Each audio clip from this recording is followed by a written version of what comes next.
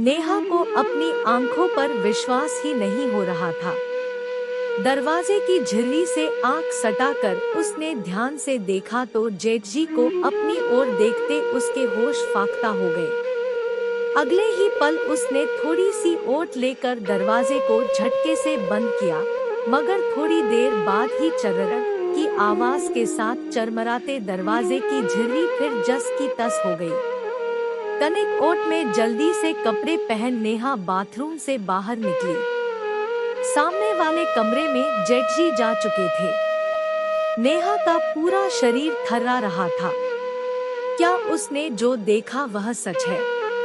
क्या जेठजी इतने निर्लज्ज भी हो सकते हैं? अपने छोटे भाई की पत्नी को नहाते हुए देखना, छी, उन्होंने तो मर्यादा की सभी सीमाएं लांघ ली। नेहा सोचती जा रही थी।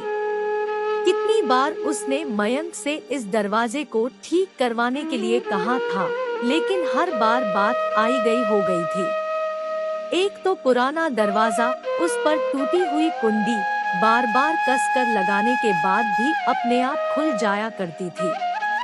उसने कभी सोचा भी नहीं था कि उस झिल्ली से उसे कोई इस तरह देखने का यत्न कर सकता है।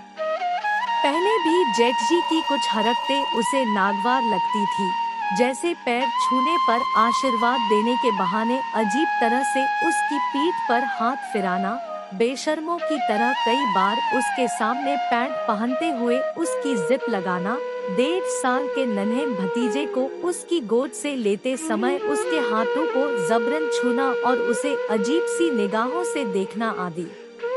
नई नई शादी की सकुचाइट में वह मयंक को भी कुछ नहीं बता पाती। कई बार उसे खुद पर संशय होता कि क्या उसका शक सही है या फिर यह सब सिर्फ वहम है। जल्दबाजी में कोई निर्णय कर वह किसी गलत नतीजे पर नहीं पहुंचना चाहती थी, क्योंकि यह एक बहुत ही करीबी रिश्ते पर प्रश्न चिन्ह खड़ा करने जैसा था। लेकिन आज की घटना ने उसे फिर से सोचने पर विवश कर दिया।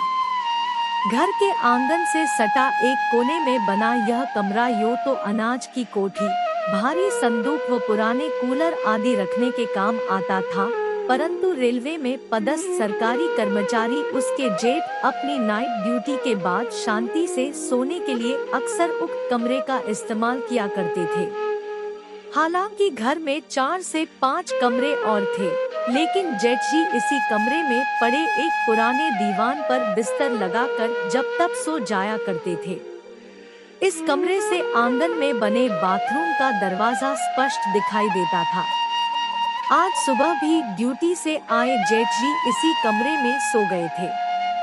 उनकी बदनीयती से अनभिज्ञ नेहा सुबह के सभी कामों को निपटाकर बाथरूम में नहाने चली आई थी। नेहा के मन में भारी उथल-पुथल मची थी।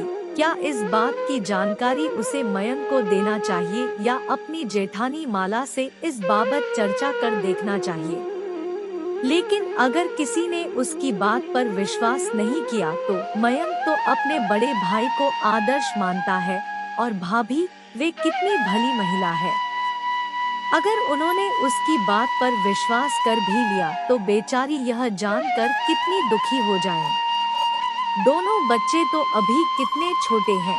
नहीं नहीं, यह बात वह घर में किसी को नहीं बता सकती, अच्छा भला घर का माहौल खराब हो जाएगा। वैसे भी साल 6 महीने में मयंक की नौकरी पक्की होते ही वह यहाँ से दिल्ली उसके पास चली जाएगी।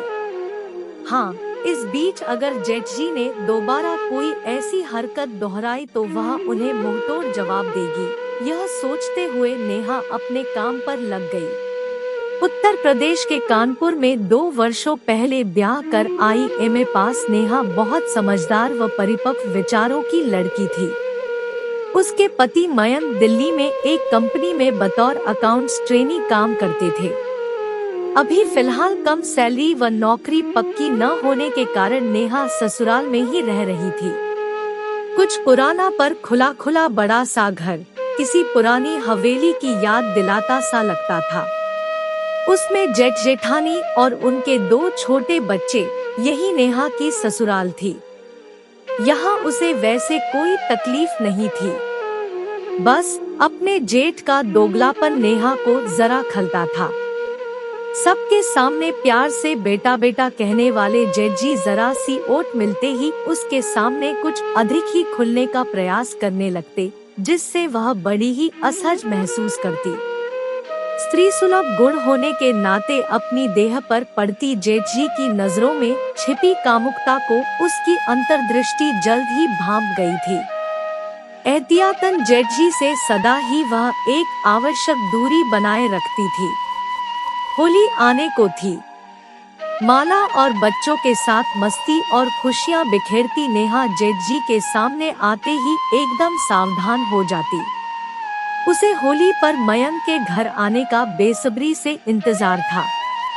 पिछले साल होली के वक्त वह भोपाल अपने मायके में थी, सो मयंक के साथ उसकी यह पहली होली थी। होली के 2 दिनों पहले मयंक के आ जाने से नेहा की खुशी दोगुनी हो गई। पति को रंगने के लिए उसने बच्चों के साथ मिलकर बड़े जतन से एक योजना बनाई, जिसकी भनक भी मयंक को नहीं पड़ने पाई। होली वाले दिन महल्ले में सुबह से ही बच्चों की धमाचौकड़ी शुरू हो गई थी। नेहा भी सुबह जल्दी उठकर भाभी के साथ घर के कामों में हाथ बंटाने लगी। जल्दी जल्दी हाथ चला नेहा, 10 से 11 बजे से मोहल्ले की औरतें धावा बोल देंगी। कम से कम खाना बन जाएगा तो खाने पीने की चिंता नहीं रहेगी। जेठानी की बात सुन नेहा दोगुनी फुर्ती से काम में लग गई। थोड़ी ही देर में पूड़ी, कचौड़ी, दही वाले आलू, मीठी सेवइयां और अरवी की सूखी सब्जी बनाकर दोनों देवरानी जेठानी फारिग हो गईं। भाभी, मैं जरा इनको देख कर आती हूँ, उठे या नहीं। हाँ जा, पर जरा जल्दी करना, माला मुस्कुराते हुए बोली। कमरे में घुसकर नेहा ने सो रहे मयंक के चेहरे की खूब गत बनाई और मजे से चौके में आकर अपना बचा हुआ काम निपटाने लगी। इधर मयंक की नींद खुलने पर सभी उसका चेहरा देखकर हंसते हंसते लोटपोट हो गए। हैरान मयंक ने बरामदे में लगे कांच में अपनी लिपीपुती शक्ल देखी तो नेहा की शरारत समझ गया। भाभी, नेहा कहाँ है? भाई, तुम्हारी बीवी है, तुम जानो। मुझे तो सुबह से नजर नहीं आई, भाभी ने हंसते हुए जवाब दिया।